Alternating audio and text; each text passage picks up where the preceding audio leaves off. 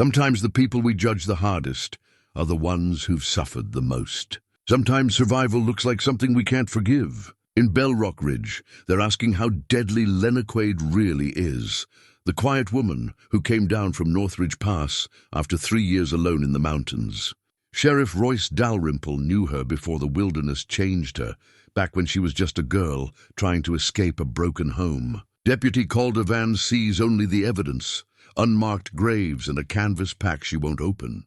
Judge Orrin Wexley wants the truth, but Lenna just wants to be understood. What happened up in those mountains that turned a gentle soul into someone the whole town fears? What did she do to survive? Before we jump back in, tell us where you're tuning in from. And if this story touches you, make sure you're subscribed, because tomorrow I've saved something extra special for you. Bellrock Ridge sat in a valley where the prairie met the mountains, a town born of necessity and stubbornness. The buildings lined Main Street like weathered sentinels, the mercantile with its faded red paint, the saloon with its perpetually squeaking door, the courthouse that doubled as a meeting hall when the circuit judge came through.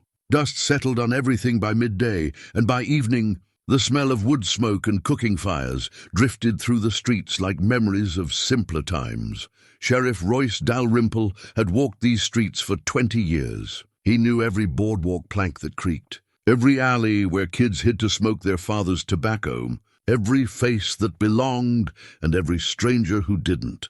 At 53, his hair had gone mostly grey, and his knees complained on cold mornings. But his eyes still held the sharp attention of a man who'd spent his life reading people and situations. He'd been a good sheriff, fair, patient, and tough when he needed to be.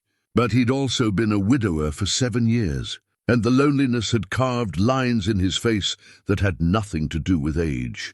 His wife, Elizabeth, had been the kind of woman who made the world gentler just by being in it. She taught school for 15 years, and half the adults in Bellrock Ridge could trace their ability to read back to her steady hand and patient voice. She died of pneumonia one winter, too quickly for Royce to prepare himself, and he'd been navigating life without her ever since. Some days were easier than others. Some days he could remember her laugh without his chest tightening. Other days, like this one, everything reminded him of what he'd lost. He stood now on the courthouse steps, watching the townspeople file inside for the trial. They came in their Sunday clothes, faces a mixture of curiosity and judgment. This was the kind of event that would be talked about for years. The day Lenna Quade came down from the mountains to answer for what she'd done up there in the wilderness. Lenna. Royce remembered her as a child, all knees and elbows and serious brown eyes. Her father, Thomas Quade, had homesteaded a piece of land east of town, rocky soil that fought him every season. Thomas had been a stubborn man, proud to a fault, the kind who'd rather break his back than ask for help. When he died, crushed beneath his own wagon. When the axle broke during harvest, he'd left his wife and daughter with nothing but debt and exhausted. Land. Elizabeth had taken an interest in young Lenna after that. The girl had been 12, quiet and watchful, carrying the weight of her family's poverty like a stone around her neck. Elizabeth brought her books, taught her to read beyond the basics, showed her that there was a world larger than failed crops, and whispered pity. For a few years, Lenna had bloomed under that attention.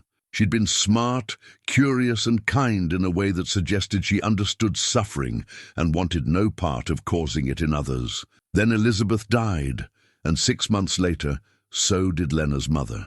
Consumption, the doctor said, though Royce suspected it was more like a broken heart that simply stopped trying. Lenna had been 19 then, alone in a world that had no use for penniless orphan girls. She tried to keep the homestead going for a year, but the creditors circled like vultures, and the town's charity only stretched so far. One morning, 3 years ago, she'd come to his office before dawn. She'd stood in the doorway, thin as a rail, with a bedroll and a canvas pack that held everything she owned. "Sheriff," she'd said, her voice steady despite the desperation in her eyes, "I need to borrow your old hunting rifle. The one you said you don't use anymore." He'd known what she was planning before she said it. The mountains, Northridge Pass, a place where a person could disappear, either into a new life or into the earth itself. "Lenna," he'd said gently, "you don't have to run." "I'm not running," she'd replied. "I'm choosing." There's a difference. He'd given her the rifle. What else could he do? Refuse her the means to feed herself? Watch her stay in town and sink further into debt and despair? He'd loaded the rifle himself, shown her again how to clean it, made her promise to be careful. She'd thanked him with a dignity that broke his heart. And then she'd walked out of Bellrock Ridge as the sun rose over the eastern plains. For 3 years, he'd wondered if she was alive. Trappers occasionally mentioned seeing smoke from a cabin up near the pass. A few claimed to have spotted a lone figure in the distance, too far away to identify.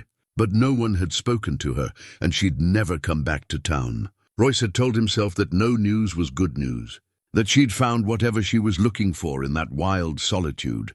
Then, 2 weeks ago, she'd walked back into Bellrock Ridge, not quietly, not at dawn like when she'd left. She'd walked straight down Main Street at noon, leading a horse that wasn't hers, carrying that same canvas pack, and wearing the expression of someone who'd seen things the rest of them couldn't imagine. She'd walked directly to the courthouse and asked for Judge Wexley. "I've come to answer questions," she'd said. "I expect you have some." Deputy Calder Vann had been the one to take her statement. He was 32, ambitious, and from somewhere back east, Pennsylvania or Maryland, Royce could never remember which. He'd come to Bellrock Ridge 3 years ago with impeccable references and a belief that law was a clear, straight line between right and wrong. He was good at his job, thorough and tireless, but he lacked the life experience to understand that. Sometimes right and wrong got tangled up in circumstances too complicated for courtroom certainties. Vann had led the investigation that discovered the graves. 3 of them, shallow and hurried, up near Lenna's cabin on North Ridge Pass. A trapper named Donnelly had reported hearing gunshots months back and had finally worked up the nerve to investigate. He'd found the graves, found evidence of men who'd died violently, and brought his findings to the law. Now Judge Orrin Wexley sat behind the bench, his face carved from prairie wind and war memories. He'd been a Union officer during the war, had seen Shiloh and Vicksburg, and carried the weight of those battles in his posture. He was 61, methodical, and believed in process the way religious men believed in scripture. But he also understood that justice and law weren't always the same thing, and he'd spent 20 years as a judge trying to align them as best he could. The courtroom filled slowly. Royce recognized most of the faces. There was Samuel Pritchard, who ran the Mercantile and had extended credit to the Quade family more times than was wise. Margaret Henshaw, the new schoolteacher who'd taken Elizabeth's position and never quite filled her shoes. Doc Brennan, who delivered half the babies in the territory and closed the eyes of just as many dying folks. The minister, Reverend Talbot, sitting stiff-backed in the front row with his Bible in his lap. And there was Lenna, seated at the defendant's table flanked by Deputy Vann. She wore a plain brown dress that hung loose on her frame, her hair pulled back severe and simple. Her hands rested on the table, calloused and strong, the hands of someone who'd worked hard to stay alive. Her face had changed. The softness of youth had been weathered away, replaced by sharp angles, and a stillness that came from spending years with only the wind for company. The canvas pack sat beside her chair. No one had been allowed to open it. She'd refused, quietly but absolutely, and Judge Wexley had honored that refusal pending the trial. It sat there like a question mark, bulging with secrets no one could name. Royce took his seat near the front. His uniform felt too tight, his badge too heavy. He didn't want to be here. He didn't want to watch the town judge a woman he'd failed to protect. Because that's what this felt like, not justice, but the accounting of his own inadequacy. He'd given her a rifle and sent her into the wilderness. Whatever she'd become up there, he bore some responsibility for it. Judge Wexley's gavel came down, sharp as a rifle shot. "This court is now in session," he said, his voice carrying the authority of decades. "We're here to examine the matter of the territory versus Lenna Marie Quade, concerning the deaths of 3 men found buried on North Ridge Pass." The room fell silent. Every eye turned to Lenna. She didn't flinch, didn't look away. She simply sat there with the patience of someone who'd learned to wait out winter storms and summer droughts. Her eyes, those serious brown eyes Royce remembered from her childhood, held something now that hadn't been there before. Not madness, not cruelty, but a kind of certainty that came from facing death and choosing life anyway. "Miss Quade," Judge Wexley said, not unkindly. "How do you plead?" Lenna stood slowly. The room held its breath. When she spoke, her voice was steady, clear, and utterly calm. "I plead that I survived, Your Honor. However the law wants to name that, I can't say, but I survived. That's the only plea I have." Murmurs rippled through the courtroom. Judge Wexley raised his hand for silence. "That's not a recognized plea, Miss Quade. You'll need to choose guilty or not guilty." "Then not guilty," she said. "Not guilty of murder. Guilty of living when others wanted me dead. Guilty of being a woman alone who refused to die quietly. If the law has a name for that crime, I'll hear it." The murmurs grew louder.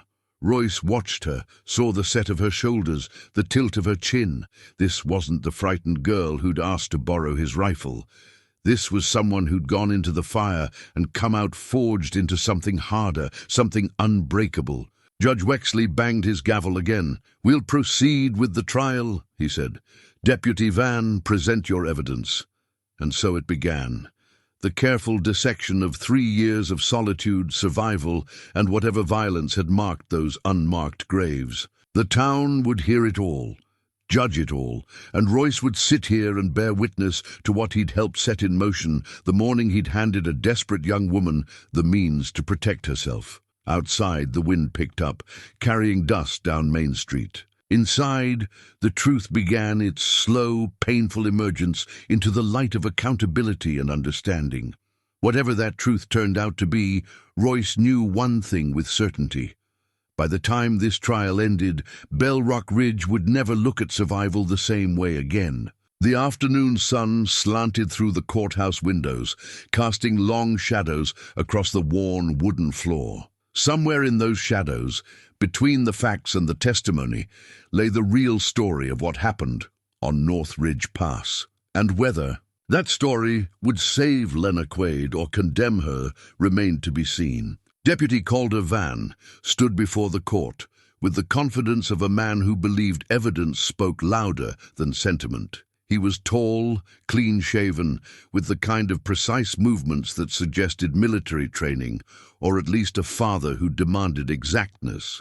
He held a leather portfolio that contained, he told Royce earlier, enough proof to hang Lenna Quade twice over. "Your Honor," Vann began, his voice carrying clearly through the hushed courtroom, "the evidence in this case is straightforward. 3 men are dead, buried in shallow graves near the defendant's cabin on North Ridge Pass.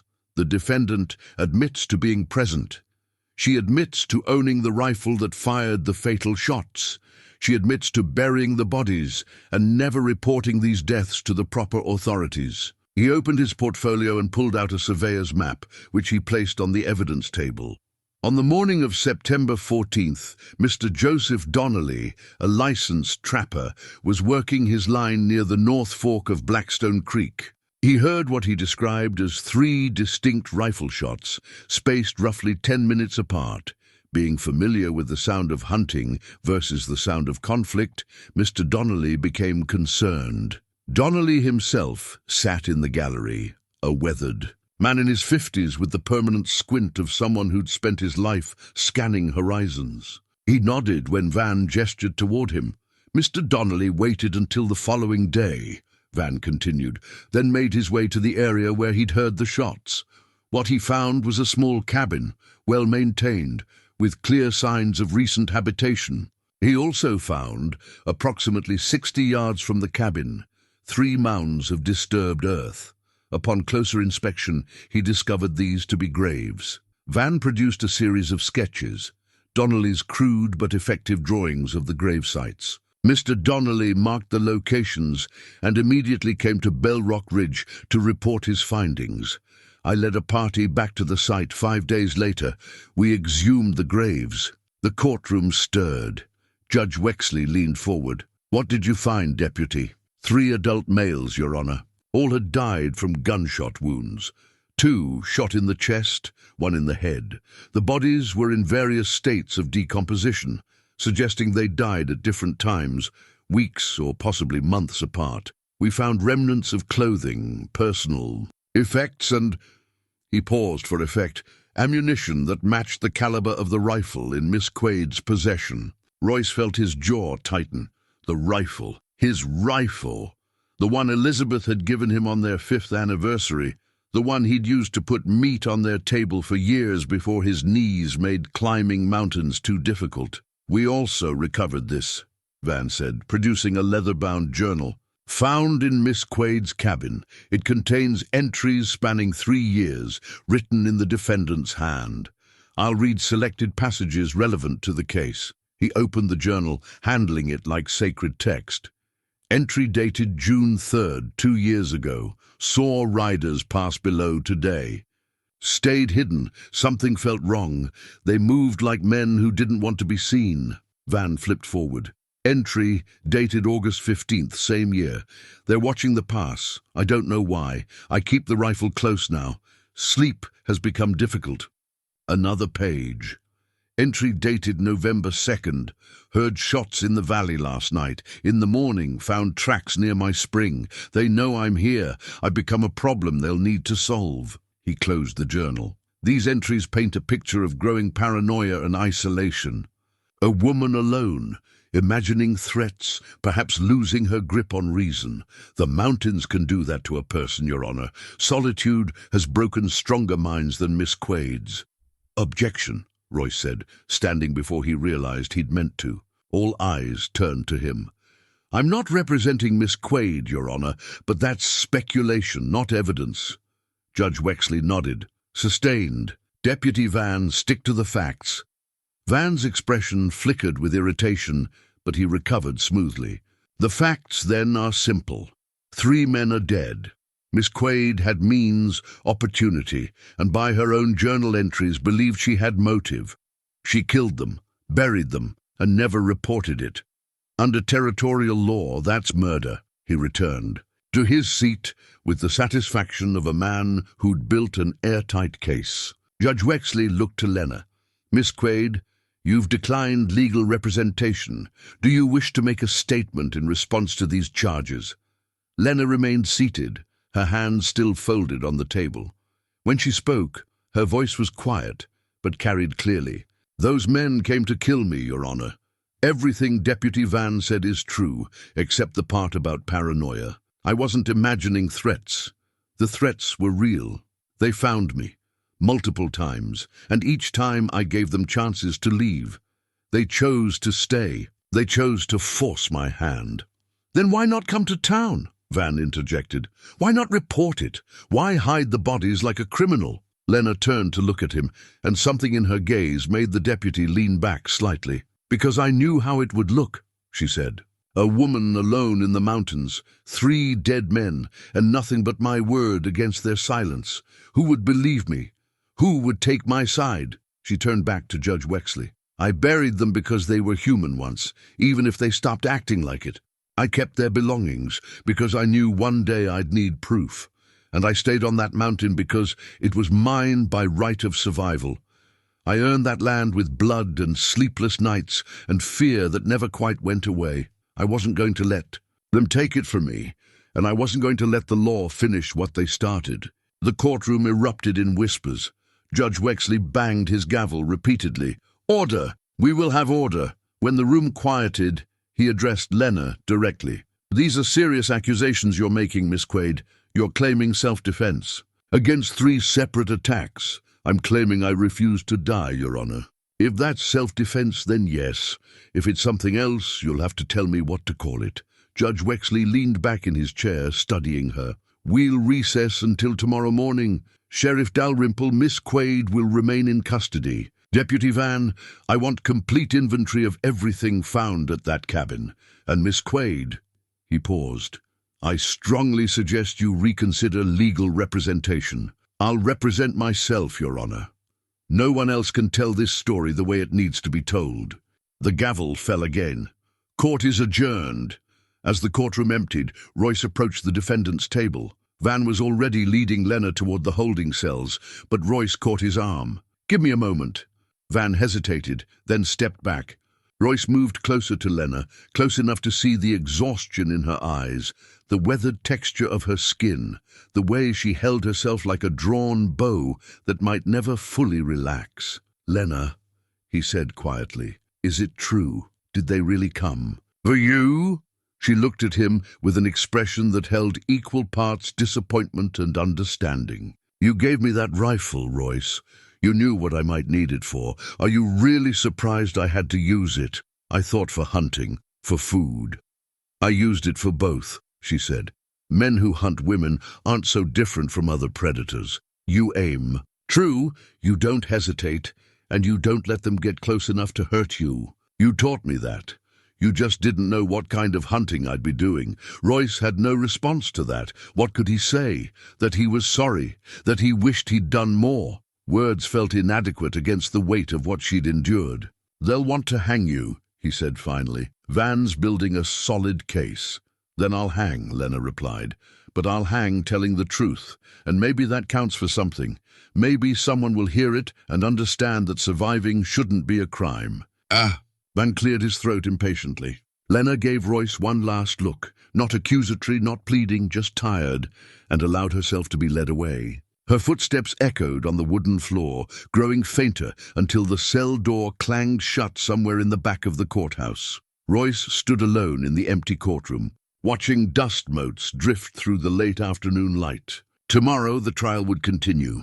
Tomorrow they'd dig deeper into those 3 years of isolation and whatever violence had marked them. Tomorrow he'd have to decide whether to believe the woman he'd known or the evidence that condemned her. But tonight he had a different task. Tonight he needed to ride up to North Ridge Pass and see that cabin for himself. He needed to understand what had really happened up there, beyond the clinical facts of Deputy Vann's investigation. He needed to see where Lenna Quade had chosen to survive, and what that survival had cost her. The sun was setting as he left the courthouse, painting the mountains in shades of amber and gold. Somewhere up there in those beautiful, indifferent peaks lay the truth, and Royce intended to find it before the law decided it didn't matter. Royce left before dawn, riding his sorrel gelding through the awakening prairie toward the mountain passes. The air held that particular stillness that comes just before sunrise, when the world seems to pause between darkness and light. He'd told no one where he was going, not Deputy Vann, not Judge Wexley. This wasn't official business. This was personal. The ride took most of the morning.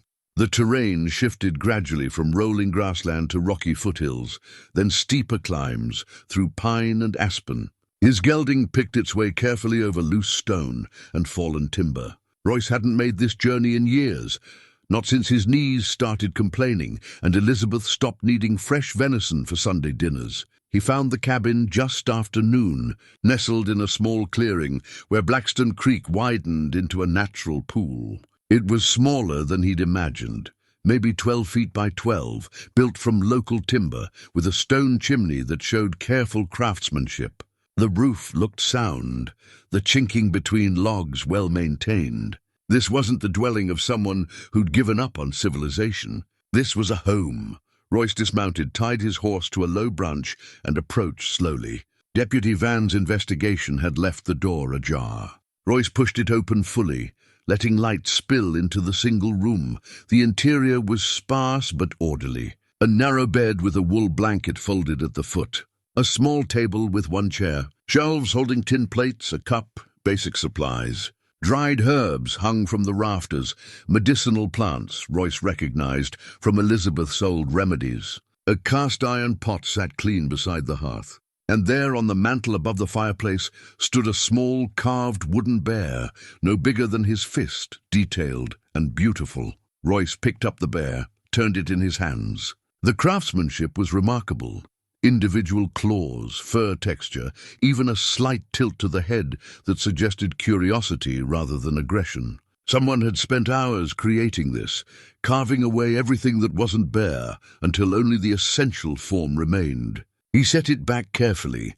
On the table lay more of Lenna's journal, loose pages Vann must have left behind.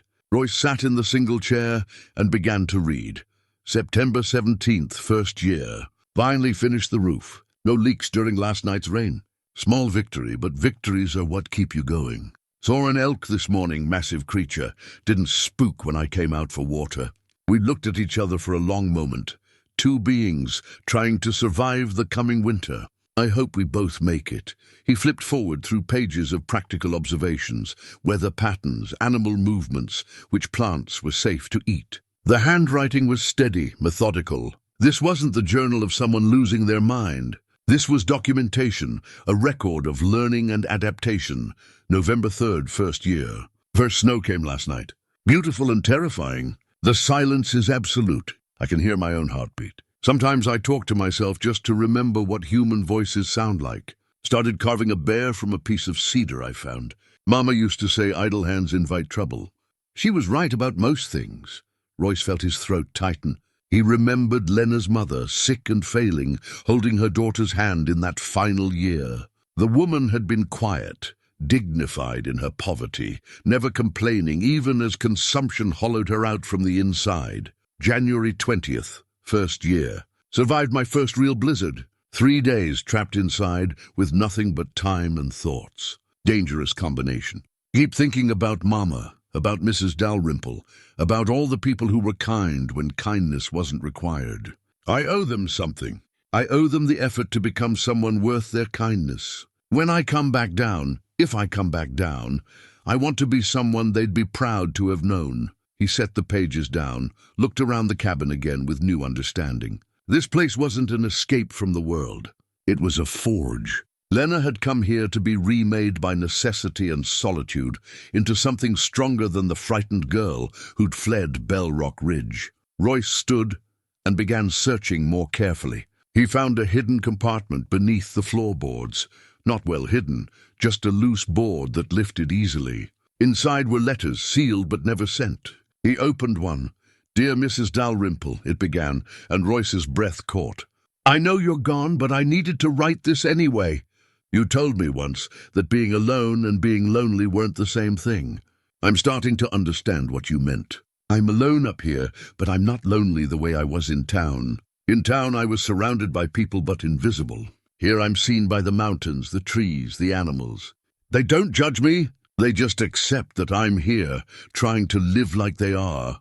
He read through several more letters, to Elizabeth, to him, to her mother. Each one was thoughtful, reflective, revealing a mind that remained engaged with the world, even in isolation. Whatever had happened up here, it hadn't broken her spirit. If anything, these letters suggested she'd found something the town had never given her, peace with herself.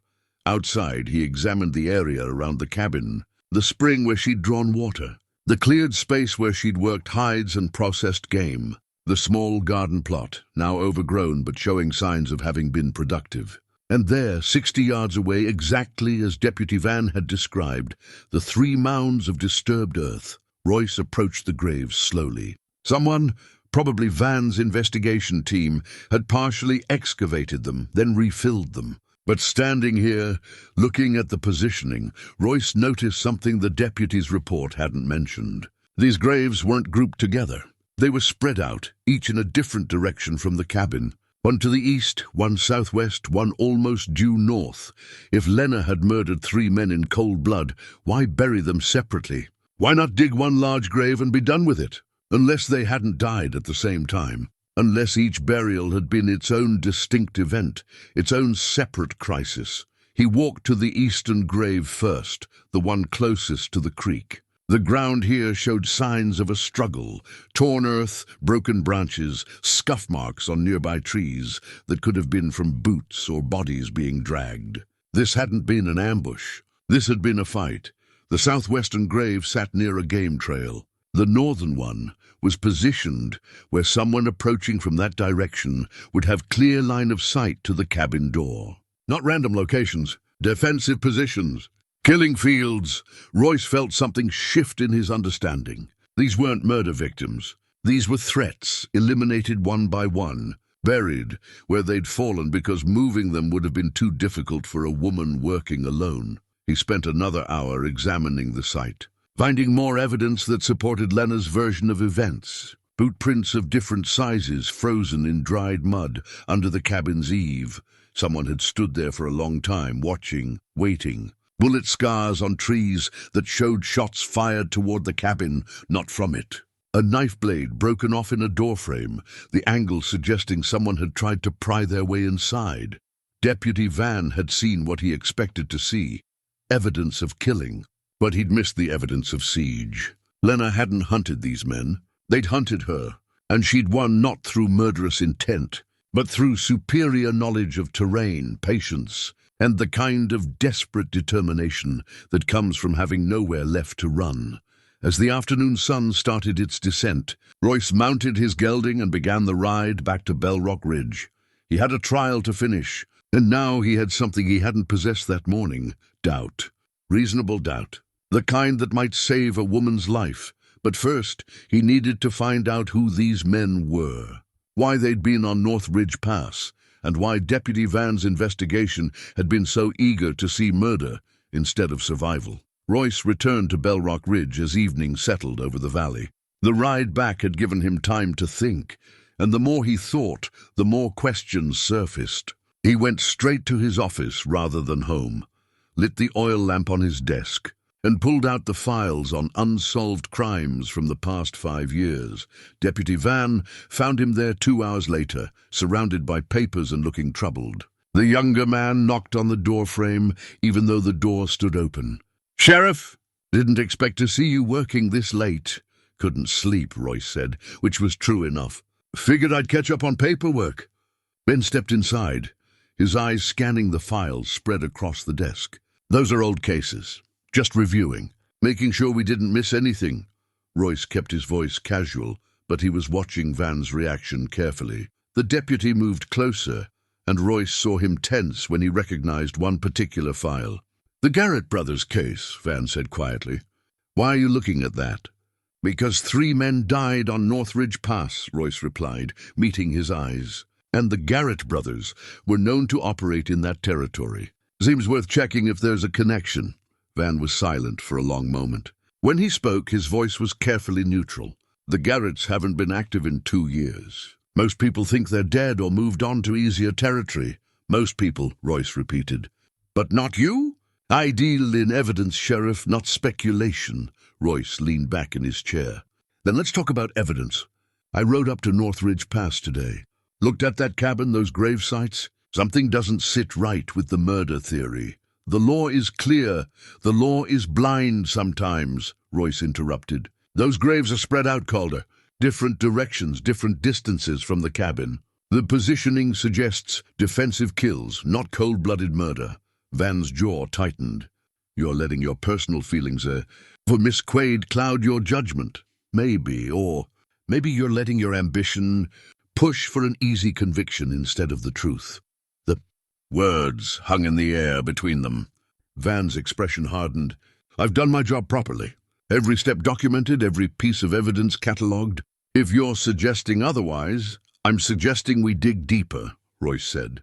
"I'm suggesting we find out who those 3 men actually were before we decide Lenna Quade is a murderer." Vann stood stiffly. "Judge Wexley wants to resume the trial tomorrow morning. Unless you have new evidence, the proceeding continues as scheduled." He turned toward the door, then paused. "For what it's worth, Sheriff, I understand your loyalty. But loyalty shouldn't override justice." "Agreed," Royce said. "That's why I'm asking questions."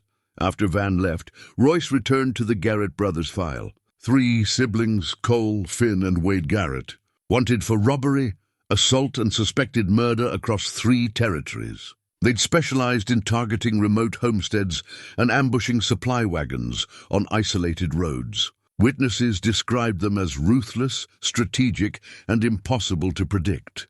The file also noted that Deputy Thomas Grayson had been investigating the Garretts 5 years ago when he disappeared. Grayson's badge and gun were never recovered.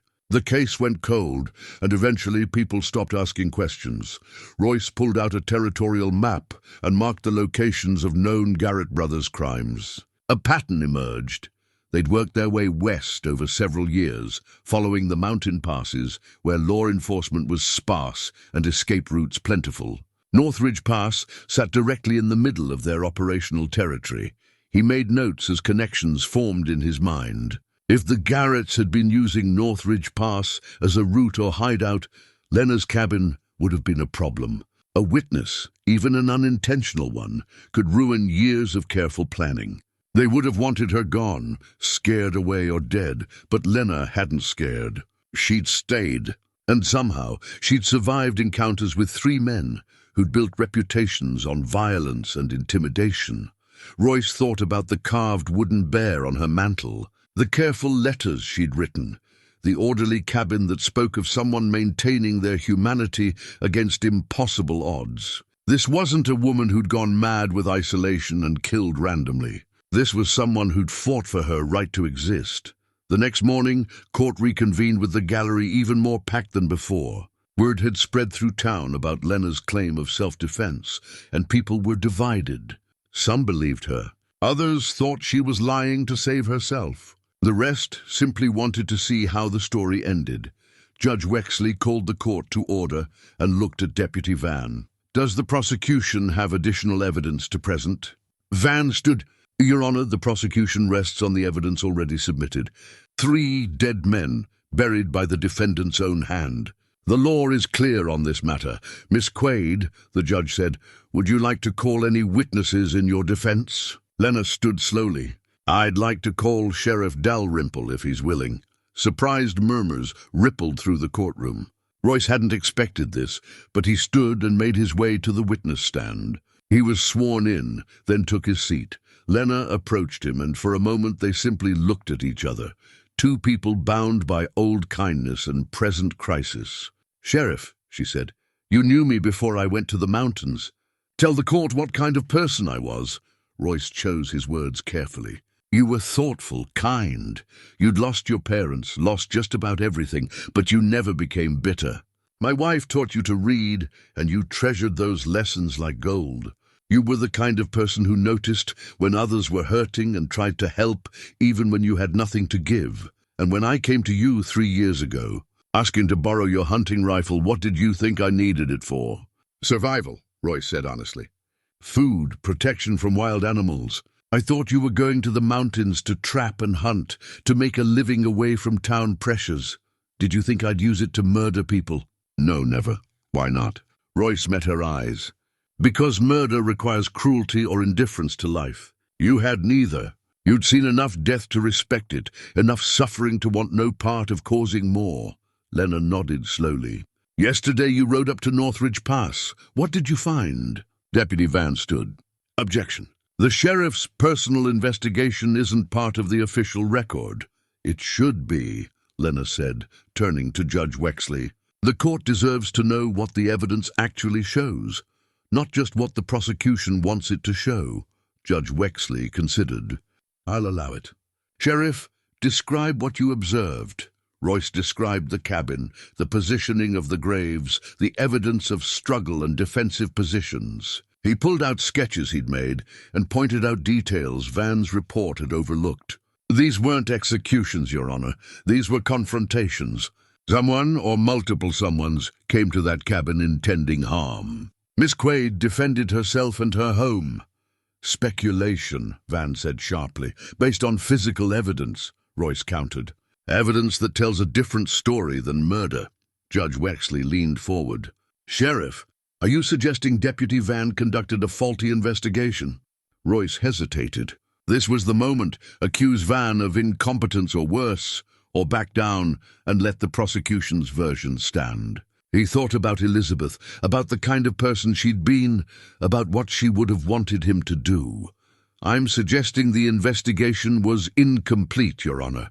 Important context was missed. And I'm suggesting we need to identify those 3 dead men before we decide why they died." The courtroom buzzed with conversation. Judge Wexley banged his gavel. "Order, Miss Quade, do you know who those men were?" Lenna returned to the defendant's table and picked up the canvas pack. She'd been protecting it since she'd walked into town, refusing to let anyone examine its contents. Now she opened it slowly and pulled out a folded piece of paper, worn, faded, but still legible. She handed it to Judge Wexley. "That's a wanted poster, Your Honor, for the Garrett brothers gang. Cole Finn and Wade Garrett. Wanted for robbery, assault, and murder across 3 territories." The judge studied the poster, his expression shifting from skepticism to troubled understanding. "And you're claiming these are the men buried on North Ridge Pass?" "I'm not claiming anything," Lenna said. "I'm stating facts. Those 3 men came to my cabin at different times over 18 months. Each time they threatened me. Each time I gave them chances to leave. Each time they chose violence. And each time I chose to live instead of die." She pulled more items from the pack, personal effects, pieces of clothing, a distinctive belt buckle that matched the description in the wanted poster. "I kept everything as proof. I knew if I ever had to answer for defending myself, I'd need evidence that they were who I said they were." The courtroom erupted. Judge Wexley pounded his gavel repeatedly, calling for order. Deputy Vann sat frozen, his face drained of color. And Royce understood. This changed everything. If Lenna had killed the Garrett brothers in self-defense, she wasn't a murderer. She was a hero. But that raised an even more troubling question. Why had Deputy Vann been so determined to prosecute her for murder without investigating who the victims actually were? Judge Wexley called for a recess that lasted 2 hours while he examined the evidence Lenna had presented. The wanted poster, the personal effects, the careful documentation she'd kept, it all pointed to one undeniable conclusion. The men buried on North Ridge Pass were indeed the Garrett brothers, and they'd been wanted criminals with prices on their heads. When court reconvened, the atmosphere had shifted. The gallery was tense, with anticipation rather than judgment. People whispered behind their hands, shooting glances at Deputy Vann, who sat rigid at the prosecution table. Judge Wexley addressed the courtroom with the gravity of someone reassessing everything he'd believed. "This court has reviewed the new evidence. The wanted poster for the Garrett brothers gang is legitimate, issued by territorial authorities 4 years ago. The personal effects match descriptions in the warrant. This raises substantial questions about the nature of these deaths." He turned to Lenna. "Miss Quade, I need you to describe in your own words and under oath what happened during each encounter with these men." "Start with the first one." Lenna stood, her hands resting on the table to steady herself. "The first was Cole Garrett. It was late winter, my 2nd year on the mountain. I'd seen riders pass below my cabin several times over the previous months, but they'd never approached. Then one night I heard someone outside. Her voice was steady, but Royce could see the tension in her shoulders, the way she gripped the table edge. He was drunk. I could smell it from inside the cabin. He pounded on the door, demanding I open up, said he knew I was alone, that I had no business being on the mountain, that the pass belonged to them, and I needed to leave or they'd make me leave. "Did you open the door?" Judge Wexley asked. "No. I told him through the door that I had every right to be there, that I'd filed a proper claim, and that he needed to go away." He laughed, said the law didn't reach that far up the mountain, that I was foolish to think otherwise. She paused, gathering herself. He tried to break down the door. It held. I'd reinforced it after seeing those riders, but barely. I warned him I had a rifle. He said he didn't care. He broke through the doorframe, came inside with a knife in his hand and violence in his eyes. The courtroom was silent. Even the usual rustling of clothing and shifting of feet had stopped. I fired once. Center mass, like Sheriff Dalrymple had shown me years ago when he taught me basic shooting. Cole Garrett fell just inside my doorway. He died within minutes. "What did you do then?" the judge asked quietly. "I sat awake all night with that rifle across my lap, terrified his brothers would come. When morning came and no one appeared, I dragged his body outside and buried him. It took me most of the day. The ground was still half frozen. I marked the grave with stones so I'd remember exactly where it was. Why didn't you come to Bellrock Ridge and report it?" Lenna's laugh was bitter. "And say what, Your Honor? That I'd killed a man who broke into my cabin? That I had no witnesses, no proof of his intentions, nothing but a dead body and my word?" I was a woman alone who'd fled town under pressure of debt. Who would have believed me? Judge Wexley had no answer to that. The silence in the courtroom suggested no one else did either. "Tell us about the second man," the judge said. "Finn Garrett came 6 weeks later. He was looking for his brother. He tracked him to my area, found signs of Cole's presence. He confronted me while I was at the creek, getting water. He had a rifle aimed at me before I even knew he was there." She closed her eyes briefly, remembering. "He asked where Cole was. I told him the truth, that Cole had tried to kill me and I defended myself. Finn said that made me a problem that needed solving. He said I'd murdered his brother and he was going to return the favor. But you survived," Royce said from the witness stand, unable to stay silent. Lenna opened her eyes and looked at him. "I talked to him for 2 hours, Royce. Stood there with his rifle pointed at my chest, and I talked. I told him about Cole breaking down my door. I told him about the knife. I asked him if he really believed his brother had been an innocent man. I appealed to whatever decency he might have had left. Did it work? For a moment I thought it had." He lowered the rifle slightly. Then he said, "You're still a witness to too much. You've seen us, you know we use this pass. Can't let you live with that knowledge." He raised the rifle again. I had mine leaning against a tree 10 feet away. I ran for it, grabbed it, turned and fired as he was taking aim. His shot went wide. Mine didn't. The courtroom absorbed this. Royce could see faces in the gallery, shifting from skepticism to reluctant understanding. This wasn't a story of murder. This was a story of someone fighting desperately to stay alive. "And the third?" Judge Wexley asked. "Wade Garrett came 4 months later. He was the oldest brother, the smart one. He didn't try to surprise me or threaten me openly. He just appeared one morning, sitting on a fallen log about 50 yards from my cabin, his rifle across his knees. He was waiting for me to come out." Lenna's voice dropped lower. "We had a standoff that lasted hours. He'd shout something, I'd respond.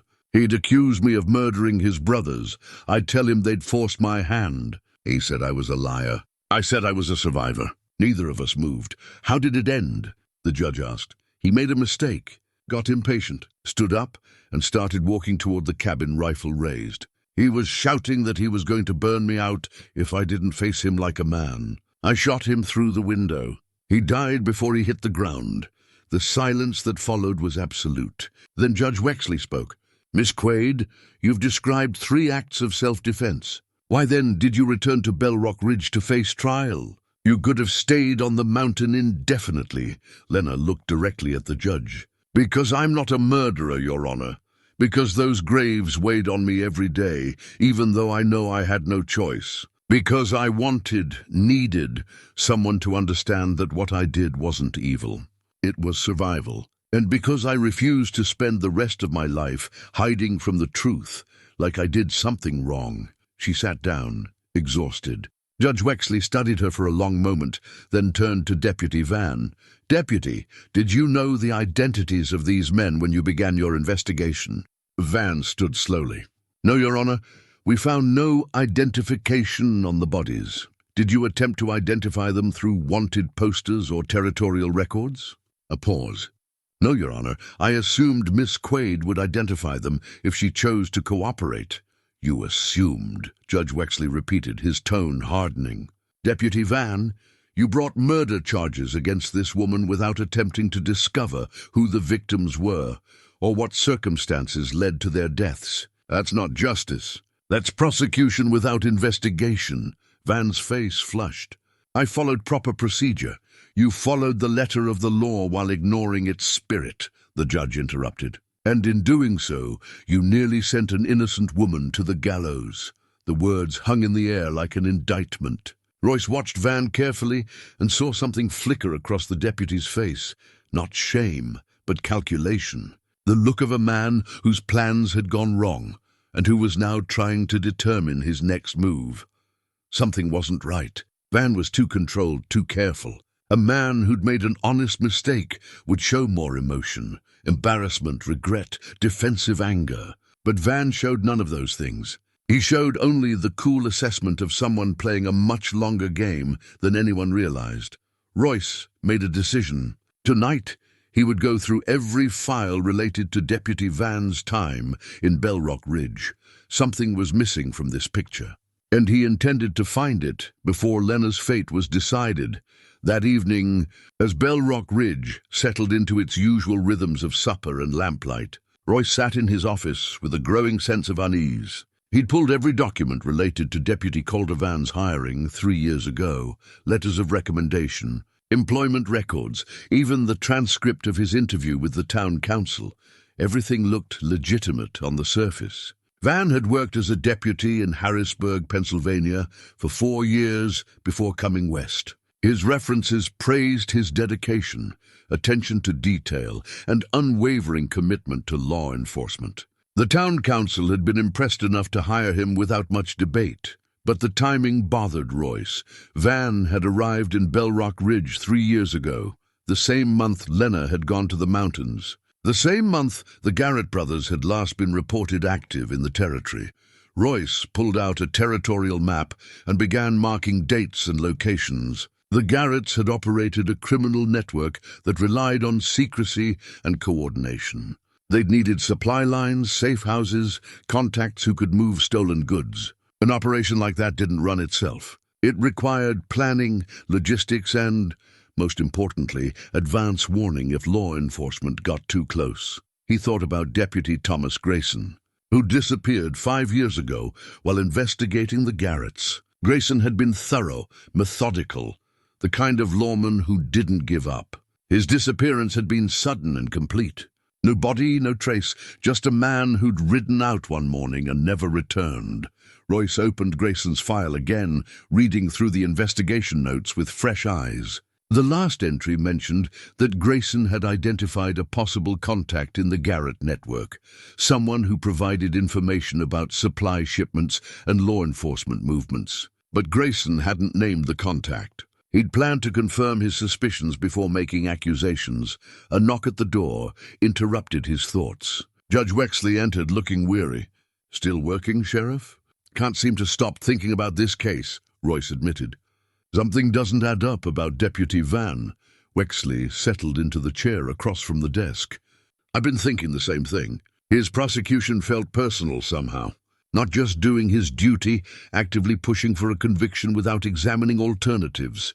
He arrived in town 3 years ago," Royce said. "Right when the Garretts went quiet. Right when Lenna went to the mountains. You think he's connected?" "I don't know.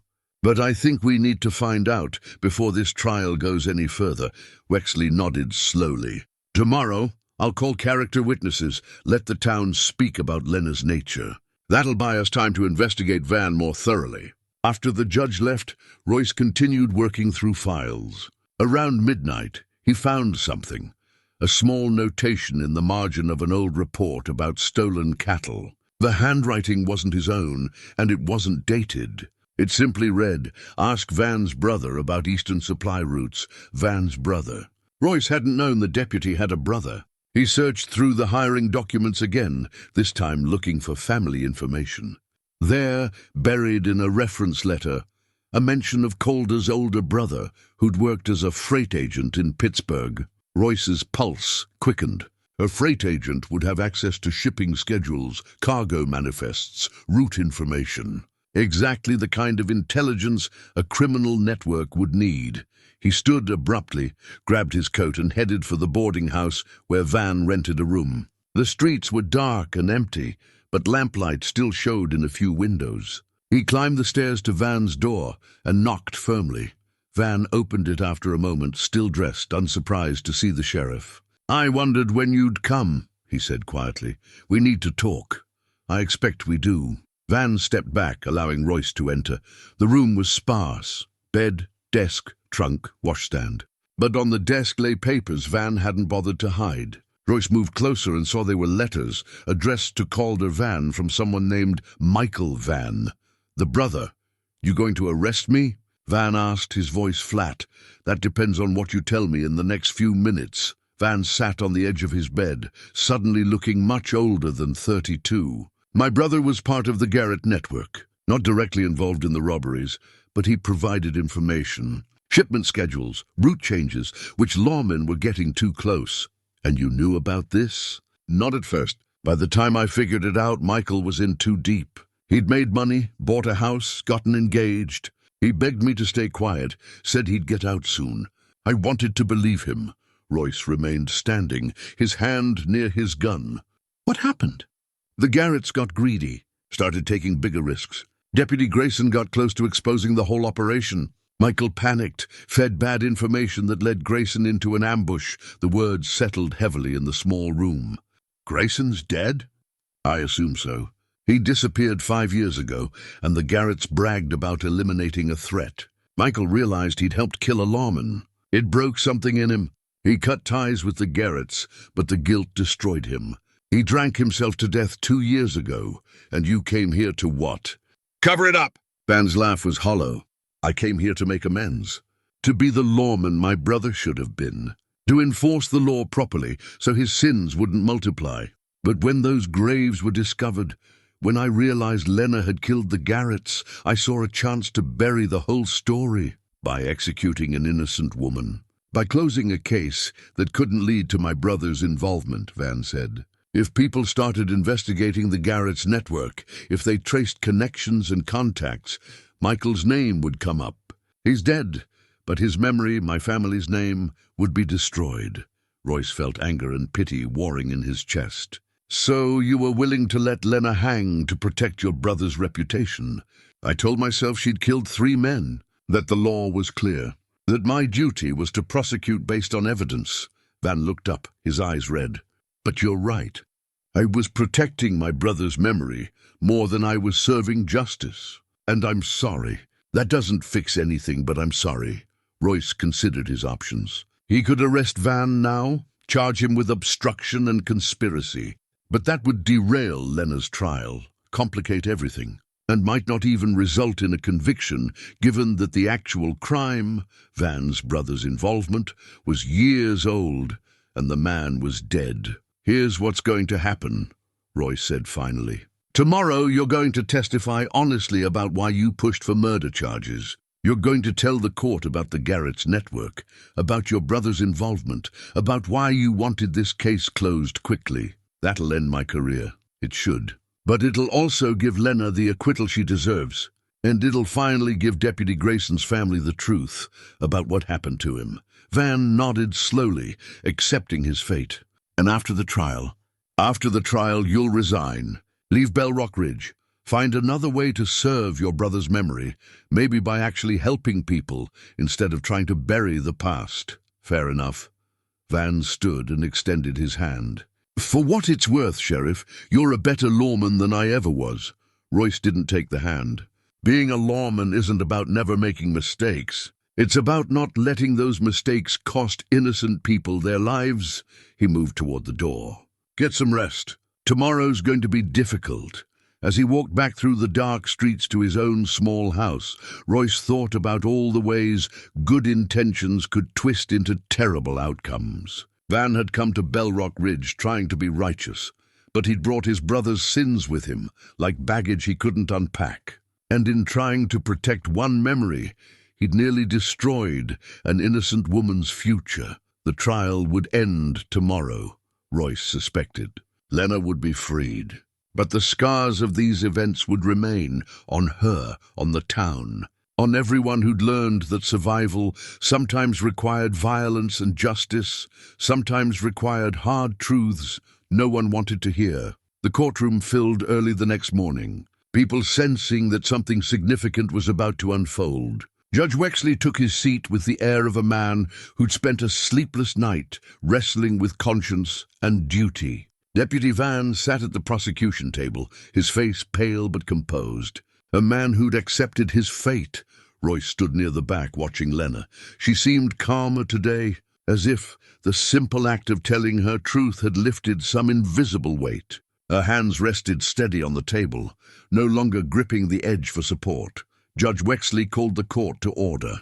Before we proceed with testimony, there's been a development in this case. Deputy Vann has requested to make a statement to the court. Deputy Vann stood slowly and moved to the witness stand. He was sworn in, then sat with the rigid posture of a soldier facing a firing squad. Your Honor, I need to withdraw the murder charges against Lenna Quade and explain why those charges were brought in the first place." The courtroom erupted in shocked whispers. Judge Wexley banged his gavel for silence. "Continue, Deputy.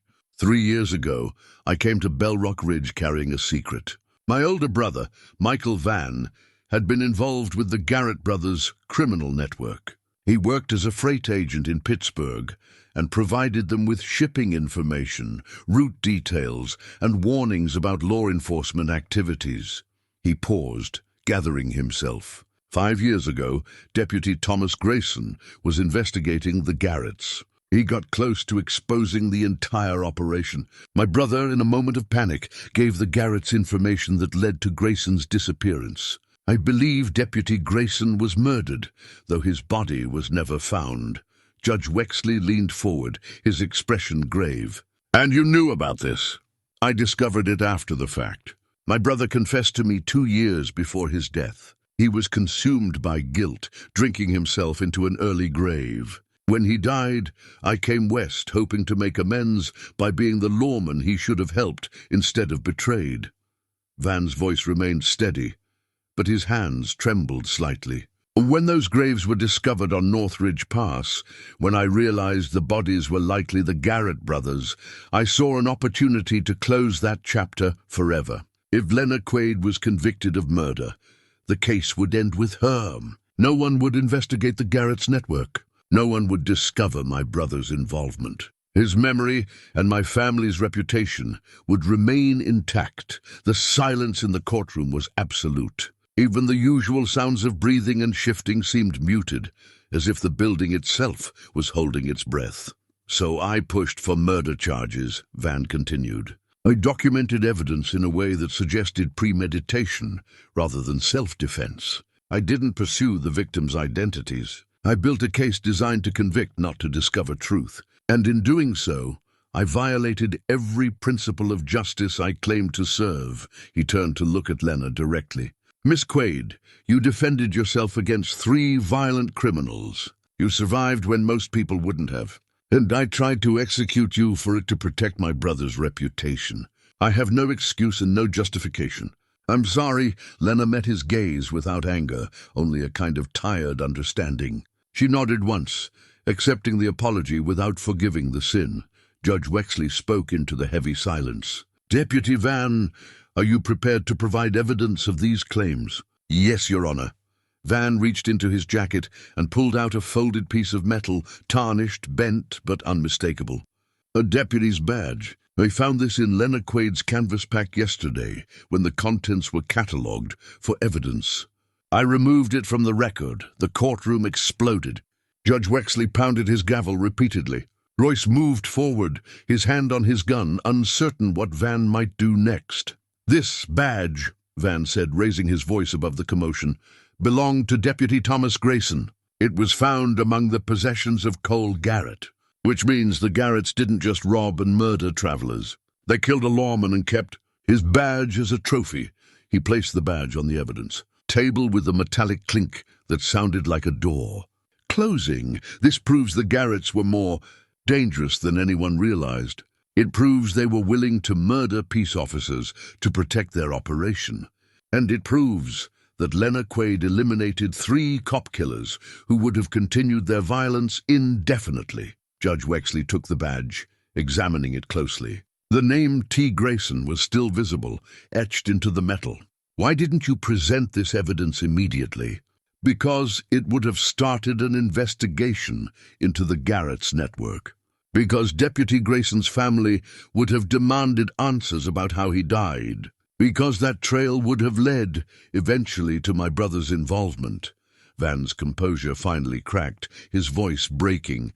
"I chose my family's honor over justice. I chose protecting a dead man's reputation over saving a living woman's life. And I can't carry that weight anymore." He stood and began removing his own badge, but Judge Wexley stopped him. "Keep it on for now, Deputy. We have more to address before we determine your future." The judge turned to Lenna. "Miss Quade, did you know this badge was among the items you'd kept?" "Yes, Your Honor," Lenna said quietly. "I found it in Cole Garrett's saddlebag after he died. I didn't know whose it was. just that it was a lawman's badge. I kept it because I thought it might be important someday. I thought if people didn't believe my story, maybe they'd believe I wasn't the first person these men had threatened. Why didn't you mention it before now? Lenna's expression was weary. Would it have mattered? Deputy Vann had already decided I was guilty. The town had already decided what kind of person I must be. I was waiting to see if anyone would actually listen before I revealed everything I knew. Judge Wexley set the badge down carefully. This court needs to recess while I consider these developments. Sheriff Dalrymple, I want you to send a telegram to territorial authorities. They need to know we've potentially solved Deputy Grayson's disappearance and eliminated the Garrett brothers. We'll also need to discuss Deputy Vann's actions and determine appropriate consequences. He looked out over the crowded courtroom. What's become clear in this trial is that justice isn't always simple. Sometimes the people we think are criminals are survivors.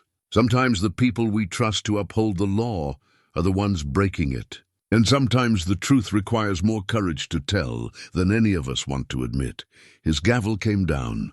Court is recessed until tomorrow morning. Miss Quade, you're released from custody pending final ruling. You've more than earned the right to sleep in a real bed tonight.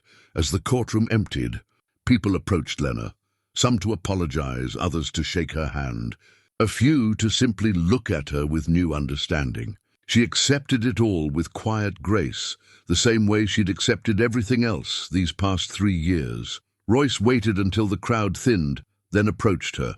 "How are you holding up?" "I'm not sure yet," she admitted. "Everything I've been carrying alone is suddenly out in the open. It feels strange. Lighter but strange. You showed remarkable courage up there." "I showed survival instinct," she corrected gently. "Courage is choosing to do something difficult. Survival is doing whatever it takes because the alternative is dying." "I just refuse to die," Royce nodded, understanding the distinction. "The town owes you an apology." "I owe you an apology. We should have looked deeper, questioned more, believed you sooner. You believed me when it mattered," Lenna said. "That's what counts." Deputy Vann approached them, and Lenna tensed slightly despite herself. Vann stopped a respectful distance away. "Miss Quade, I don't expect forgiveness, but I want you to know what you did up there, surviving against those odds, that takes a strength most people will never understand, including me. Your brother's guilt isn't your guilt," Lenna said after a moment. "But trying to bury his mistakes by burying me, that guilt is yours to carry. I hope you find a way to live with it that doesn't destroy you like it destroyed him." Vann's eyes welled up. He nodded, unable to speak, and walked away. Royce offered Lenna his arm. "Come on, let's get you somewhere comfortable. The boarding house has a room available, and I'll make sure you get a proper meal." As they walked out of the courthouse into the afternoon sunlight, Lenna paused on the steps, looking out over Bellrock Ridge. The town that had once felt like a prison now looked different, smaller, perhaps, but also more human. Flawed, but capable of change. "I thought coming back here would feel like surrender," she said. "Like admitting I couldn't make it alone. But it doesn't feel that way anymore. What does it feel like?" She considered the question. "Like coming home, but as a different person than the one who left. Like maybe I can belong here now, not as the girl everyone pitied, but as someone who proved she could survive anything." "You did more than survive," Royce said. "You kept your humanity in circumstances that would have stripped it from most people. You could have become as cruel as the men who hunted you. You didn't." They continued down the steps together. Tomorrow would bring the final ruling, but Royce already knew how it would end. Lenna Quade would be acquitted. Deputy Vann would face consequences for his actions. And Bellrock Ridge would learn what most frontier towns eventually learned, that the people who survive the wilderness often carry more honor than those who never leave the safety of civilization. The sun was setting behind the mountains, painting the sky in shades of orange and purple. Somewhere up there, on Northridge Pass, stood an empty cabin and 3 graves that marked the end of the Garrett brothers' reign of terror. And down here, in Bellrock Ridge, walked a woman who'd faced death 3 times and chosen life every time. That, Royce thought, was the real answer to the question everyone had been asking. How deadly was the mountain woman? Only as deadly as she needed to be to live.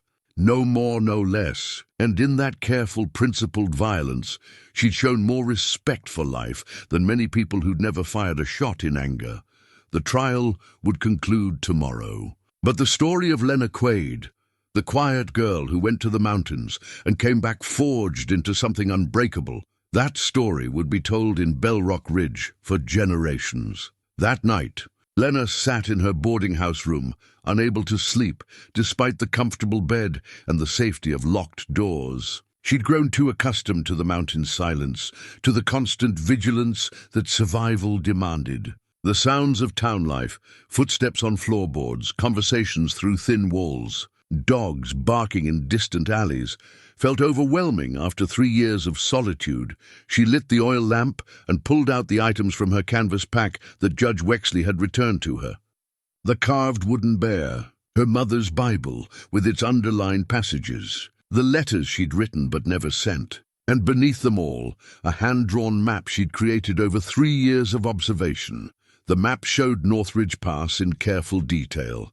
Every trail, every vantage point, every place where riders had passed or camped. She'd documented patterns of movement, marked locations where she'd heard gunshots or found evidence of criminal activity. Without meaning to, she'd created a comprehensive record of the Garrett brothers' operation and whatever network had supported them. A soft knock interrupted her thoughts. "Miss Quade, it's Sheriff Dalrymple.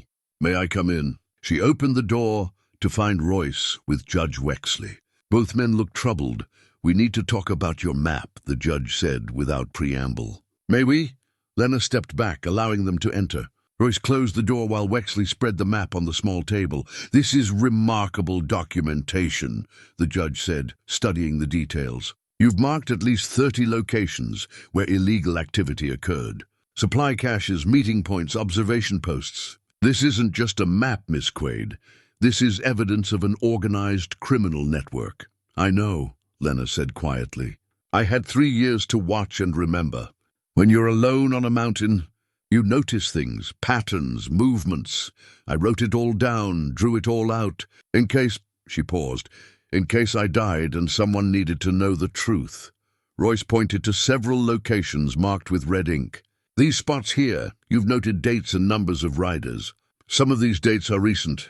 Within the past year, the Garretts were dead by then," Lenna confirmed. "But others kept using the routes. Different men, same patterns. I think the network kept operating even after the brothers were gone." Judge Wexley and Royce exchanged glances. "That's what concerns us," the judge said. "If this network is still active, and if they learn you've documented their operations, you could be in danger." "I've been in danger for 3 years," Lenna said, but her voice held a tremor she couldn't quite suppress. "What's different now?" "Now they know you exist," Royce said. "Now they know you're in town, vulnerable, and in possession of information that could destroy them. The Garretts came after you because you were a witness to their movements. How much more motivated would their former partners be to silence you?" Lenna sat down slowly, the exhaustion of 3 years suddenly catching up with her. "I thought coming down from the mountain meant the danger was over. I thought facing trial would be the hardest part. The trial's almost finished," Wexley said gently. "Tomorrow I'll rule in your favor. That's certain now. But clearing your name doesn't eliminate the threat from whoever's still using those mountain routes." A longer silence filled the room. Finally, Royce spoke. "We've sent word to territorial marshals. They'll want to investigate based on your map. But that takes time, weeks, maybe months. Until then, you need protection." "I can protect myself," Lenna said, some of her old steel returning. "I've proven that. On your mountain, with preparation and home advantage, yes," Royce agreed. "But here in town, with people around who could get caught in crossfire, that's different. You came here seeking justice and peace, not to bring a war to Bellrock Ridge's doorstep." He was right, and Lenna knew it. The mountain had been her fortress, but the town was something else entirely. Exposed, crowded with innocents, impossible to defend the way she'd defended her cabin. "What do you suggest?" she asked. Judge Wexley pulled a chair closer. "We need to control when and how this information becomes public. Right now, Only the three of us and Deputy Vann know about this map's full significance. Tomorrow, I'll rule on your case without mentioning the ongoing criminal network. We'll release you, publicly declare you acted in self-defense, and let you leave the courthouse as a free woman. And then you disappear for a while, Royce said. Not back to the mountain. That's the first place they'd look. Somewhere safer. I have a cousin in Denver who runs a boarding house. You could stay there under a different name while the marshals do their work? Lenna shook her head firmly. I didn't survive 3 years alone just to spend more time running and hiding. I came down from that mountain to reclaim my life, Royce. I won't give that up now, even if staying means putting yourself and others at risk. Even then, her voice was quiet but absolute. I'm done being afraid. I'm done letting dangerous men dictate where I can be and how I live. If there's still a threat, we face it here now and we end it. Judge Wexley studied her with something like admiration. You understand what you're proposing? These men won't approach openly like the Garretts did. They'll be careful, strategic. They'll wait for the right moment. Then we don't give them the right moment, Lenna said. We use what I know, my map, my observations, to find them before they find me. Royce ran a hand through his graying hair. That's not how the law works, Lenna. We can't just go hunting criminals based on suspicion. The law didn't work for Deputy Grayson, she countered. The law didn't work for me when I needed help 3 years ago. The law is a tool, Royce, but it's not the only one. Sometimes you need people who understand survival to deal with people who've made surviving their business. The truth of her words hung in the small room. These weren't comfortable truths, weren't the kind that fit neatly into courtroom procedures or legal frameworks. But they were truths nonetheless. All right, Royce said finally. But we do this carefully and smart. No unnecessary risks. We use your information to set a trap, and we make sure the marshals are close enough to make any arrests legal and binding. Agreed, Lenna said. What do you have in mind? They spent the next 2 hours planning, spreading Lenna's map across the table and discussing strategy. If the network was still active, they'd be watching the trial, waiting to see if their operations were compromised. When Lenna was acquitted tomorrow, they'd likely make a move, either to silence her quickly before she could talk more, or to confirm what she knew before deciding how to proceed. We'll make it known that you're staying at the boarding house, Judge Wexley suggested, that you're exhausted from the trial and planning to rest for a few days before deciding your next steps. We'll make you look vulnerable and accessible. Bait, Lenna said flatly. Protected bait, Royce corrected. I'll have deputies watching the building. I'll be close by, and you'll have your rifle, the same one that protected you on the mountain. What about Deputy Vann? Lenna asked. Can he be trusted? Royce considered. His career is over regardless of what happens next. But I think his guilt is genuine. He might actually be useful. He wants to make amends, and he understands his brother's network better than anyone. Bring him in then, Lenna decided. Tell him this is his chance to actually serve justice instead of corrupting it. As the night deepened, they refined their plan. Tomorrow's trial would end with Lenna's acquittal and public declaration of innocence. She would return to the boarding house seemingly unprotected, and they would wait to see who came calling, what remained of the criminal network that had cost so many lives. Royce and Judge Wexley left near midnight, but Royce paused at the door. You don't have to do this, Lenna. We can find another way. There is no other way, she said. Not really. These men won't stop until they're caught or I'm dead. I'd rather force the confrontation on my terms than wait for it on theirs. That's what the mountain taught me. Control what you can, accept what you can't, and never give your enemy the advantage of surprise.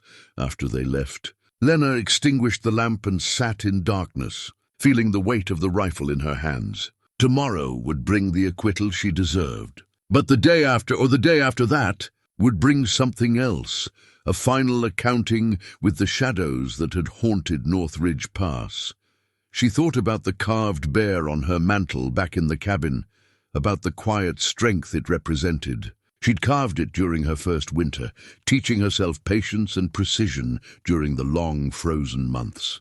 Now she would need both those qualities again, along with the cold resolve that came from knowing some fights couldn't be avoided, only won or lost. The town slept around her, unaware that the trial's end would mark not peace, but the beginning of something more dangerous. Lenna didn't sleep either. She sat through the night checking her rifle, reviewing her map, preparing for whatever would come. She'd survived 3 years alone against impossible odds. Now, with allies and purpose, she would finish what the Garrett brothers had started when they first approached her cabin with violence in their hearts. Dawn came slowly, painting the eastern sky in shades of amber and rose. Lenna watched it through her window and felt something she hadn't felt since leaving Bellrock Ridge 3 years ago. Hope mixed with determination, fear balanced by resolve, and the quiet certainty that whatever came next, she would face it standing upright and refusing to surrender.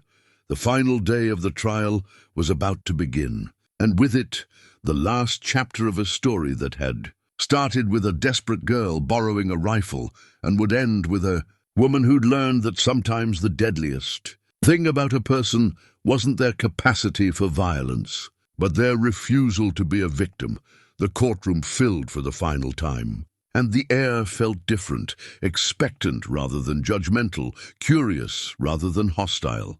Word had spread through Bellrock Ridge about Deputy Vann's confession, about the badge, about what Lenna had really faced on North Ridge Pass.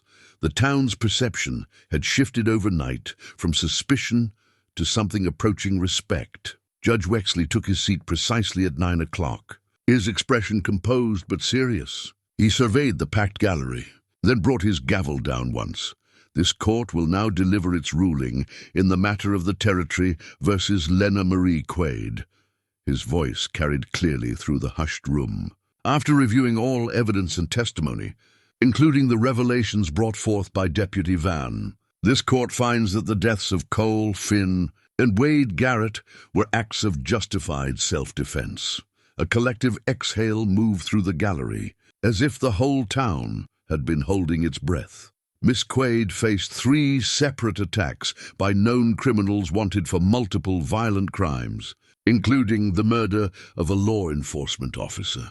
She defended herself with the minimum force necessary to preserve her own life. She documented evidence of these encounters and came forward voluntarily to face legal scrutiny. Her actions, while tragic in their necessity, were lawful and justified.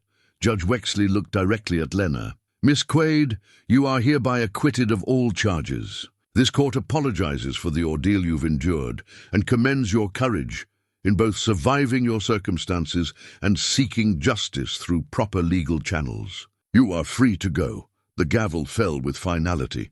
Applause broke out in the gallery, tentative at first, then stronger. People stood, some wiping away tears. Lenna remained seated, absorbing the moment, letting the weight of 3 years finally lift from her shoulders. Royce approached and offered his hand. She took it, stood, and for the first time since walking down from the mountain, she smiled. It was small, tired, but genuine. "Thank you," she said simply. "You did this yourself," Royce replied. "I just made sure people listened." As they moved toward the exit, townspeople approached, merchants who'd extended her family credit, the minister who'd presided over her mother's funeral, women who'd known Elizabeth and remembered her kindness to young Lenna. The apologies were sincere, the offers of help genuine. Bellrock Ridge was trying in its awkward frontier way to welcome her home, but Royce saw what others didn't, the tension in Lenna's shoulders, the way her eyes scanned faces and exits, the hand that stayed close to where her rifle would have been if she'd been allowed to carry it in court. She was free legally, but she didn't feel safe. Not yet. They returned to the boarding house as planned, making sure to be visible, to establish the routine that would make Lenna predictable to anyone watching. She went to her room, while Royce positioned himself in the lobby, reading a newspaper but watching the street through the window. Deputy Vann arrived an hour later, looking haggard. "I've identified 3 men who might be part of the remaining network," he said quietly, taking a seat near Royce. "All freight workers or suppliers who've moved goods through the pass in the last year. Where are they now? Two left town this morning, right after the verdict. Rode out fast, heading toward the pass. The third is still here. Man named Fletcher runs the feed store. He's been asking questions about Miss Quade, where she's staying, how long she plans to be in town, whether she's talked to territorial authorities yet. Royce folded his newspaper. He's gathering intelligence for someone else. That's my read too, which means the real threat is still out there, probably watching from a distance, waiting for Fletcher's report. They sat in tense silence, watching afternoon fade toward evening. People came and went from the boarding house, normal traffic, normal faces. But Royce felt the crawling awareness that comes from knowing you're being observed by hostile eyes. As dusk settled, Lenna came downstairs for supper in the small dining room. She moved naturally, eating with apparent calm, chatting briefly with the landlady about the weather. To any observer, she looked like a woman finally relaxed after weeks of stress. But Royce saw the way she positioned herself with her back to the wall and clear sight lines to both doors. Saw how she ate with her left hand, keeping her right free. Saw the slight tension in her jaw that suggested constant vigilance. She was playing her part perfectly, appearing vulnerable while remaining ready. Night fell completely. The boarding house quieted as residents retired to their rooms. Royce stayed in the lobby, ostensibly reading, actually watching. Ben positioned himself outside, circling the building at irregular intervals. Judge Wexley waited in his chambers at the courthouse, ready to swear in deputies or summon federal marshals if needed. They were as prepared as they could be. Now came the hardest part, waiting to see if the trap would spring, if the remaining network members would make their move, or if they'd simply disappear like smoke on the mountain wind, leaving Lenna to live her life, always watching over her shoulder. Never quite safe, never quite free. The attack came at 2 a.m, when the town slept deepest and vigilance wore thin. Royce heard it first, the soft creak of a floorboard on the second-floor landing. Too deliberate to be a restless sleeper, too quiet to be innocent. He rose from his chair slowly, drawing his revolver, and moved toward the stairs. A figure descended from above, moving with practiced silence. In the dim lamplight, Royce recognized Fletcher from the feed store. The man carried a knife, not a gun, planning to kill quietly and escape before anyone noticed. "That's far enough," Royce said, his voice low but carrying clearly in the silent house. Fletcher froze, then spun toward the front door. He made it 3 steps before Deputy Vann appeared in the doorway, blocking his escape. Fletcher reversed direction, heading for the back of the house. But Lenna emerged from the shadows of the dining room, her rifle leveled at his chest. "Don't," she said simply. Fletcher stopped, trapped between 3 armed opponents, his knife suddenly looking inadequate. His eyes darted, calculating odds, finding none in his favor. "You don't understand," he said, his voice desperate. "This is bigger than you know. People with real power are going to prison," Judge Wexley said, entering through the back door with 2 deputy marshals who'd arrived from the territorial capital that afternoon. "Drop the knife, Mr. Fletcher." The blade clattered to the floor. The marshals moved forward with shackles, and Fletcher's shoulders sagged in defeat. "There are others," he said. 5, maybe 6 still operating. "They'll come for her." "They have to. Let them try," Lenna said, her rifle still steady. "I've been ready for 3 years. I can wait a little longer."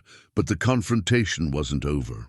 As Fletcher was being secured, the front window exploded inward. Glass scattered across the lobby floor, and a burning bottle, crude but effective, landed near the stairs. Flames spread quickly across the old wooden floor. "Fire!"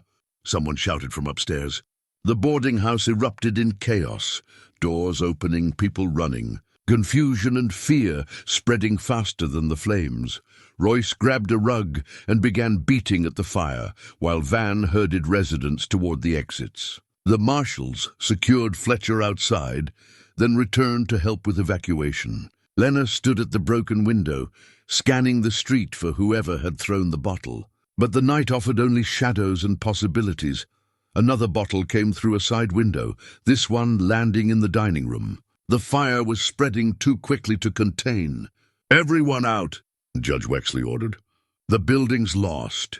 They evacuated the last residents, an elderly couple, a traveling salesman, the terrified landlady, and gathered in the street as flames engulfed the boarding house. The volunteer fire brigade arrived with buckets and determination, but the building was already beyond saving. Lenna stood watching her temporary sanctuary burn, and Royce saw the calculation in her eyes. "This isn't random violence," she said. "This is strategy. They're flushing us out into the open." Even as she spoke, Royce heard horses, multiple riders approaching fast from the direction of the mountain pass. 3 men appeared at the end of Main Street, silhouetted by the burning building's light. They sat their horses calmly. Like men who'd come to finish business, they considered already won. The lead rider called out, his voice carrying clearly. "We just want the woman and her map. Nobody else needs to die tonight." Royce stepped forward, positioning himself between Lenna and the riders. "You're surrounded by law enforcement and 2 federal marshals. Whatever you think you're going to accomplish here, you're wrong. Are we?" The lead rider gestured to the burning building. "Looks to us like we've got you exactly where we want you." Town's awake, confused, scared. Perfect time for an accident. Stray bullet, trampling horses. Anything could happen in chaos like this. He was right, and everyone knew it. In the confusion and firelight, violence could seem random. Responsibility could become impossible to assign. These men had done this before, had turned disorder into opportunity for killing, but they'd made one critical miscalculation. They'd assumed Lenna Quade was the same frightened girl who'd fled Bellrock Ridge 3 years ago, that she could be intimidated by numbers and threats. They hadn't understood what the mountain had made her, what surviving 3 encounters with the Garrett brothers had taught her about patience. Positioning and picking the right moment to act, Lenna stepped out from behind Royce. Her rifle held low but ready. "You want me? Here I am. But understand something first. I didn't survive 3 years alone by making mistakes or backing down. The Garretts learned that lesson too late. You've got one chance to learn it early." She raised her rifle smoothly, not aiming at any specific target, but making clear her capability and intent. "Turn around and ride out. Take whatever operation you've been running and go somewhere else. Or stay and find out exactly how deadly this mountain woman can be when she stops trying to hide and starts defending something that matters." The lead rider's horse shifted nervously. Sensing its rider's tension, for a long moment the street held its breath, 2 sides facing each other, neither wanting to be first to escalate, but neither willing to retreat. Then the rider smiled, and Royce's blood ran cold. Because that smile said these men hadn't come to negotiate. They'd come to finish this, regardless of cost. The lead rider's hand moved toward his holster, and everything happened in the space of a heartbeat. Lenna's rifle spoke first, not at the man, but at his horse's feet, kicking up dirt and spoking the animal sideways. The rider fought for control, while his companions reached for their guns. But they'd underestimated more than just Lenna. The townspeople of Bellrock Ridge had been gathering as the fire burned, drawn by commotion and concern. Now they stood in doorways and behind water troughs, and many of them were armed. The minister with his old army rifle, the merchant with a shotgun, Doc Brennan with a pistol he'd carried since his days as a battlefield surgeon. The federal marshals stepped forward, badges visible in the firelight. "You're surrounded and outgunned," the senior marshal called out. "Federal law enforcement is ordering you to surrender. Do it now while you still can." The 3 riders looked around, seeing for the first time that this wasn't the easy ambush they'd planned. The whole town had turned out, and the town had decided whose side it was on. The lead rider's smile faded. His hand moved away from his gun. "This isn't over," he said, but the words lacked conviction. "Yes, it is," Lenna said quietly. "It's been over since the moment you decided to threaten instead of disappear. You could have left, started fresh somewhere else. But you came here thinking violence would solve your problem. The Garretts thought that too. The implication hung clear. 3 graves on Northridge Pass testified to what happened when men underestimated Lenna Quade. The riders dismounted at the marshal's order, hands raised, defeated not by superior force, but by the simple fact that an entire community had chosen to stand with one woman against them. They were shackled and led away, and with them went the last remnants of the criminal network that had haunted the mountain passes for years. As dawn broke over Bellrock Ridge, the fire burned itself out, leaving the boarding house a smoking ruin. The volunteers began cleanup while the landlady sat on a neighbor's porch, wrapped in a borrowed shawl, watching her life's investment reduced to ash. Lenna approached her quietly. "I'm sorry," Lenna said. "This happened because of me." The landlady looked up, her eyes red from smoke and tears. Then surprisingly she smiled. "No, dear. This happened because evil men thought they could hurt this town to get what they wanted. You didn't start this fight. You just refused to let them win it." She patted Lenna's hand. "Besides, the building was insured. I'll rebuild, and when I do, you'll have a room waiting if you want it." Over the following days, territorial authorities descended on Bellrock Ridge to take statements and gather evidence. Lenna's map became the centerpiece of the investigation, revealing the full scope of a criminal operation that had been running for nearly a decade. Arrests were made across 3 territories. Deputy Thomas Grayson's remains were finally located and returned to his family for proper burial. Deputy Calder Vann resigned as planned, but Judge Wexley convinced him to stay in Bellrock Ridge temporarily to help with the investigation. "Your brother's knowledge, tragic as its source was, can help bring justice now," the judge said. "Use it for good. That's how you honor his memory properly," Vann agreed, and over the months that followed, he proved invaluable in identifying network members and explaining how the operation had functioned. When the investigation concluded, he left quietly for California, carrying letters of recommendation from Judge Wexley that acknowledged both his failures and his redemption. 3 months after the trial, on a crisp autumn morning, Royce rode up to North Ridge Pass one final time. Lenna had asked him to meet her there, at the cabin she'd called home for 3 years. He found her sitting on the porch, the carved wooden bear in her hands. The cabin looked well-maintained. She'd been coming up regularly, not to live, but to remember, to honor what this place had taught her. "I'm leaving Bellrock Ridge," she said as he dismounted. "Not running this time, choosing.